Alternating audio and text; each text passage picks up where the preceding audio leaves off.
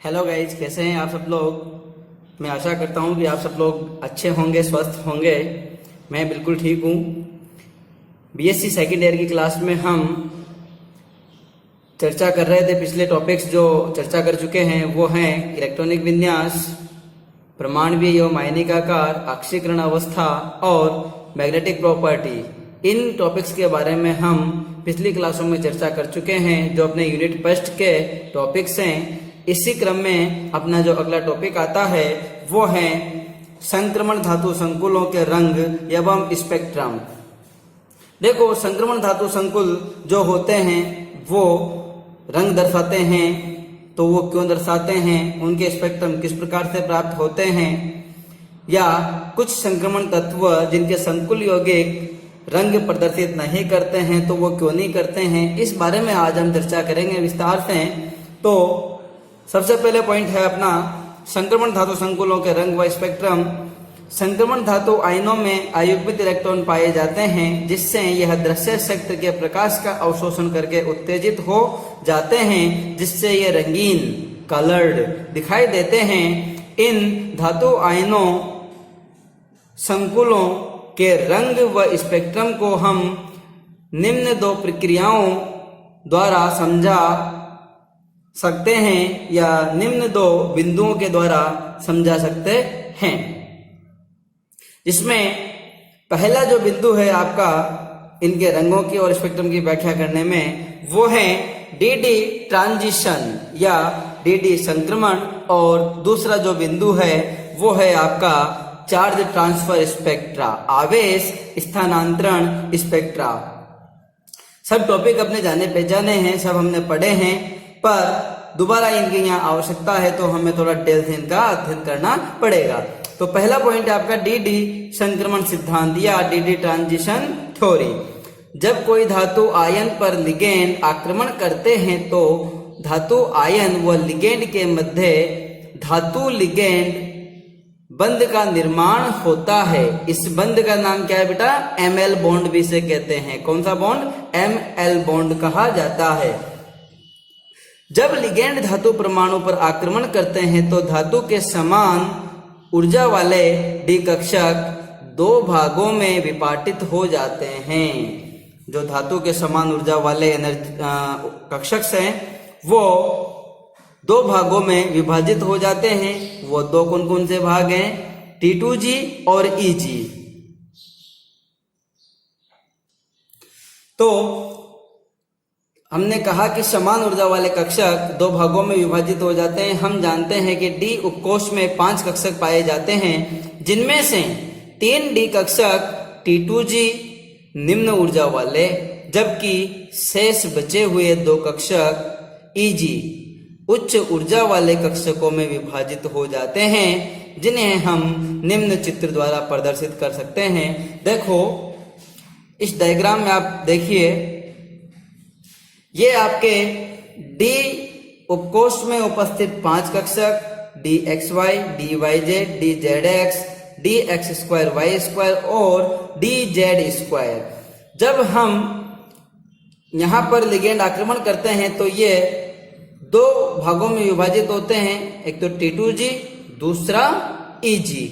तो 3 कक्षक जो होते हैं आपके, ये तो कहलाएंगे T2G। इनकी ऊर्जा इन ऊर्जा कक्षकों से कम होती है, और EG कक्षकों की ऊर्जा इनकी ऊर्जा से अधिक होती है। ये कितनी अधिक होती है? ये होती है +0.6 डेल O। और T2G कक्षकों की ऊर्जा कितनी कम होती है औसत ऊर्जा से? वो होती है -0.4 डेल O। तो इस प्रकार से इनकी स्प्लिटिंग हो जाती है। स्प्लिटिंग होने के पश्चात अगला पॉइंट आप देखिए, जब किसी धातु आयन अथवा उसके संकुल पर दृश्य प्रकाश पड़ता है तो अयुग्मित इलेक्ट्रॉन T2G कक्षक से उच्च ऊर्जा वाले EG कक्षक में स्थानांतरित हो जाते हैं।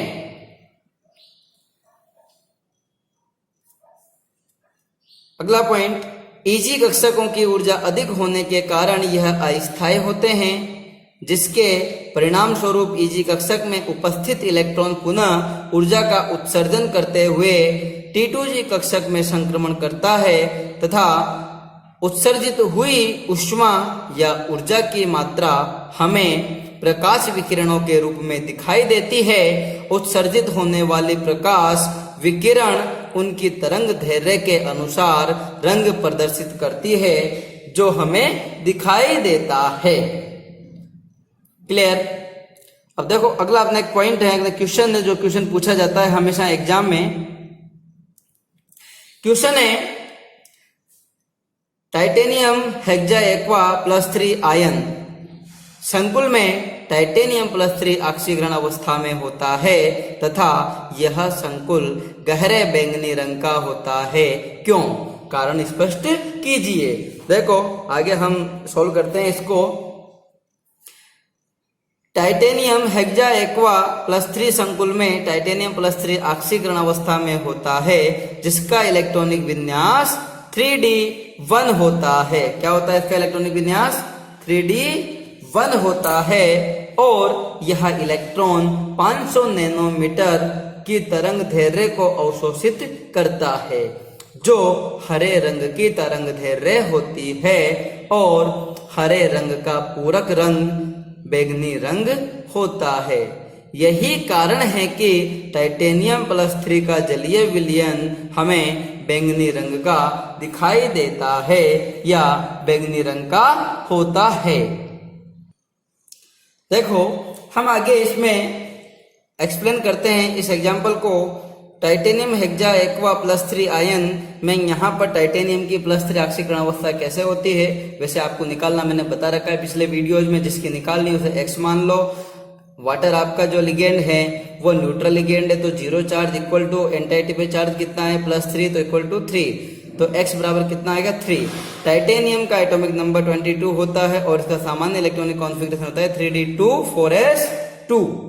अब यहां से यदि हम +3 कब आएगा? जब यहां से 3 इलेक्ट्रॉन निकले तो -3 इलेक्ट्रॉन, तो 2 इलेक्ट्रॉन तो आपके सबसे पहले s सब सेल दे जाएंगे और बाद में इलेक्ट्रॉन आपका d से जाएगा।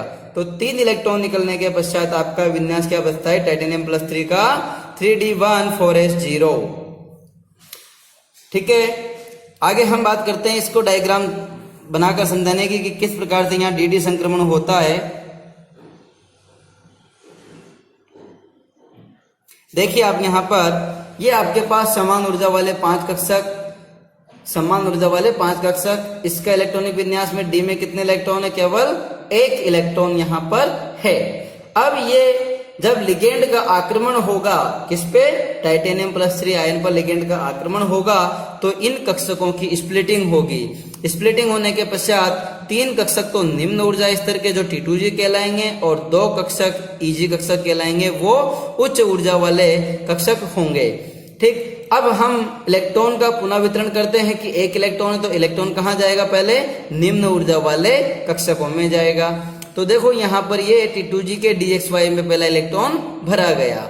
यहां तक की बात आपकी क्लियर है? यूं समझिए आप इसे एक बार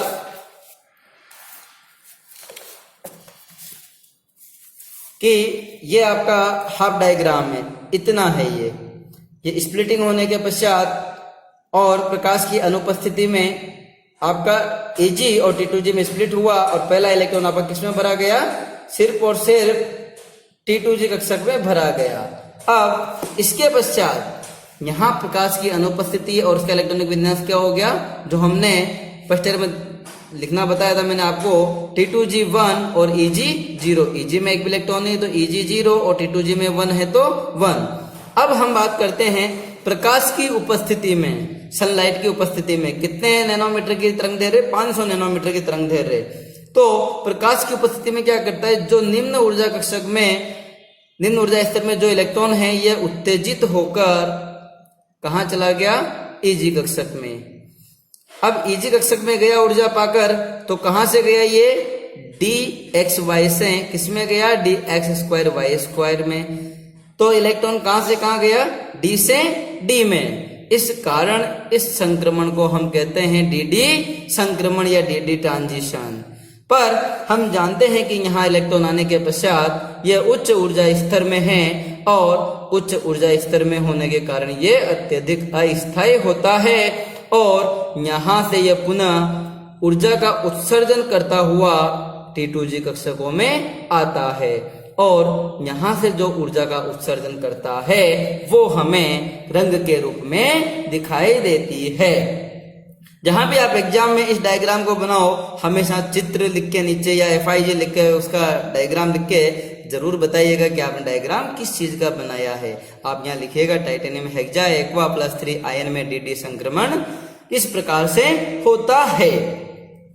ये हो गया आपका जो है DD संक्रमण।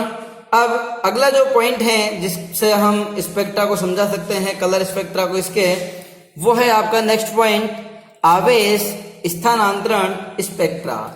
इसको हम शॉर्ट फॉर्म में CTC भी कहते हैं, चार्ज ट्रांसफर स्पेक्ट्रा। क्या बोलते हैं बेटा? Charge transfer spectra. इस सिद्धांत के आधार पर हम आयनों के रंगों की व्याख्या कर सकते हैं जिनमें एक भी अयुग्मित इलेक्ट्रॉन उपस्थित नहीं होता है तथा जिनमें आयन उच्च ऑक्सीकरण अवस्था में पाए जाते हैं, जो निम्न उदाहरण से स्पष्ट है, जैसे कि वेनेडियम +5, क्रोमियम +6, मैग्नीज +7। हम इन 3 पॉजिटिव आयन्स की बात करेंगे यहाँ पर, तो इनका जो इलेक्ट्रॉनिक कॉन्फ़िगरेशन होता है वो 3d0 3d0 3d0 होता है। यहाँ पर D सब सेल में एक भी इलेक्ट्रॉन नहीं है, फिर भी इनका रंग नीला, नारंगी और बैंगनी होता है। ये क्यों होता है हम चर्चा करते हैं अभी। तो देखिए हम CTC से कैसे इसका कर सकते हैं एक्सप्लेन। जब धातु की ऑक्सीकरण अवस्था बढ़ती है तो धातु आयन पर धनावेश बढ़ता है।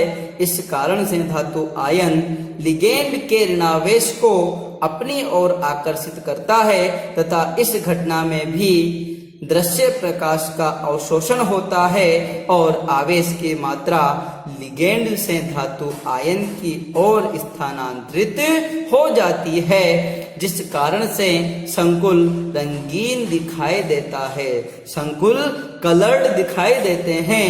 यही कारण है कि वेनेडियम +5, क्रोमियम +6, मैग्नीज +7 में एक भी अयुग्मित इलेक्ट्रॉन नहीं होने के बावजूद भी आवेश स्थानांतरण स्पेक्ट्रा के कारण इनके संकुल रंगीन दिखाई देते हैं।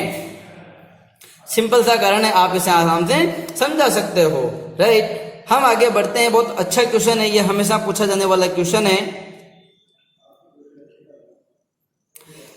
मैग्नीज +2 हल्के रंग का होता है जबकि कॉपर +1 रंगीन होता है तथा कॉपर +2 आयन नीले रंग के होते हैं। क्यों? क्वेश्चन आपसे किसी भी तरीके से पूछा जा सकता है। क्वेश्चन यूं पूछ जा सकता है आपसे, मैग्नीज +2 के जलीय विलयन हल्के रंग के होते हैं जबकि कॉपर +1 के रंगहीन होते हैं तथा कॉपर +2 के जलीय विलयन नीले रंग के होते हैं। क्यों? कारण सहित स्पष्ट करो। तो देखो आंसर इसका है, मैग्नीज +2 का विन्यास 3d5 होता है अतः इसके संकुल हल्के रंग के होते हैं क्योंकि इनमें DD संक्रमण की संभावना बहुत कम होती है। बहुत कम क्यों होती है भैया 3d5 में? हम जानते हैं स्टेबल कॉन्फ़िगरेशन है, इस कारण से यहाँ DD ट्रांजिशन नहीं होगा। ठीक है, उसके बाद हम बात करते हैं, इसी प्रकार कॉपर +1 का विन्यास 3d10 होता है अतः इसमें भी DD संक्रमण की संभावना नगण्य या बिल्कुल भी नहीं होती है, जबकि कॉपर +2 का इलेक्ट्रॉनिक विन्यास 3d9 होता है क्योंकि यह नीले रंग के होते हैं अतः इनमें DD संक्रमण की संभावना रहती है, इसलिए यह नीले रंग का दिखाई देता है। देखो मैं आपसे फिर कह रहा हूं कि जब तक आपको किसी भी सिंबल का उसका जो है एटॉमिक नंबर याद नहीं होगा और उसका इलेक्ट्रॉनिक विन्यास आपको लिखना नहीं आएगा, तब तक आप बहुत सारे क्वेश्चंस को आते हुए भी गलत कर दोगे। इन क्वेश्चंस में रटने का कुछ भी नहीं है, ओनली और ओनली सिंपल सी ट्रिक्स हैं। उन ट्रिक्स के आधार पर, छोटे छोटे कंसेप्ट के आधार पर इन क्वेश्चन को आप इजी वे में बिल्कुल 100% सही करके आ सकते हो। चाहे आप इसको अपने BSc एग्जाम में लो या किसी भी कंपटीशन एग्जाम में लो बेटा, बाकी आपके ये छोटे छोटे पॉइंट बिल्कुल आपको क्वेश्चन को सही करने में मदद करेंगे आपकी। देखो आप इसे इस तरीके से समझा सकते हो। मैग्नीज, इसका एटॉमिक नंबर कितना है 25। सामान्य इलेक्ट्रॉनिक कॉन्फ़िगरेशन होता है आर्गन 3d5 4s2। यदि हम यहां से 2 इलेक्ट्रॉन निकालेंगे, हम Mn2 की बात कर रहे हैं ना, तो 2 इलेक्ट्रॉन निकालने पर 2 इलेक्ट्रॉन कहां से निकलेंगे 4s2 से। 4s2 से निकलने के बाद में आपका क्या बचता है 3d5। Mn+2 का जो विन्यास बचता है वो क्या बचता है 3d5। हम जानते हैं यह कॉन्फ़िगरेशन सामान्यतः स्टेबल कॉन्फ़िगरेशन होता है। अर्धपूरी कक्षा को उपस्थित होने के कारण डी संक्रमण की संभावना कम है, अतः यह हल्के रंग का होता है। हमने यह तो नहीं कहा कलरलेस होता है, लेकिन लाइट कलर का होता है। ठीक है, अब हम बात करते हैं आगे कॉपर की। कॉपर का सामान्य इलेक्ट्रॉनिक विन्यास आर्गन 3d10 4s1 होता है। यदि मैं बात करूं यहां पर कॉपर +1 की, पहला कॉपर आपका कॉपर +1, तो कॉपर +1 में आपका S से 1 इलेक्ट्रॉन निकल जाएगा तो 3d10 रह जाएगा।